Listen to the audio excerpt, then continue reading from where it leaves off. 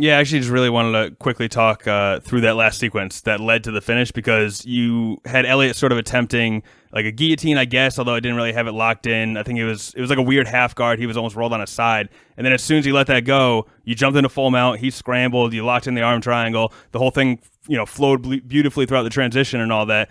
I know there was frustration earlier in the fight and, you mentioned fatigue or whatever, but still doing that to a veteran like Tim Elliot had to have felt good, right? That finish.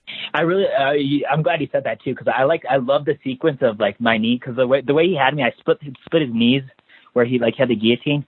Yeah. So as soon as he let go of the guillotine, it wasn't choking me. But as soon as he let go of the guillotine, I could hold on to that for a second, and if he does anything specifically, I go straight to mount. So it's like a beautiful sequence that I show my students, and I love that that transition to mount and all that.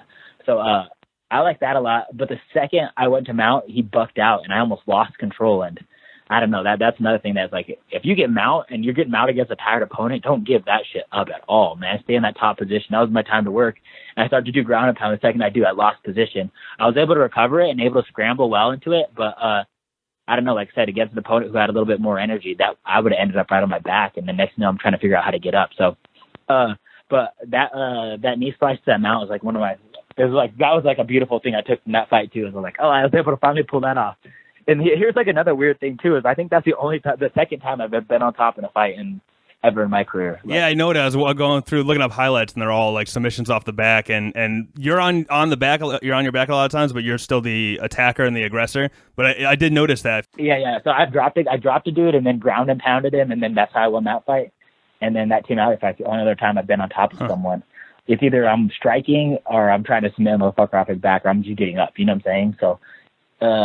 I don't know. I guess that was a little bit of a cool thing too, is to win on top and kind of like stay on top a couple times against an accomplished wrestler like Tim Elliot and an accomplished like guy who's known for scrambling. And it was cool to be on top in that situation too, especially like a caliber opponent who's probably stronger than me, has a lot more wrestling experience, and thought to be more of a grappler and a scrambler to kind of seek that top position and gain a little bit of control. Gave me a lot of confidence too.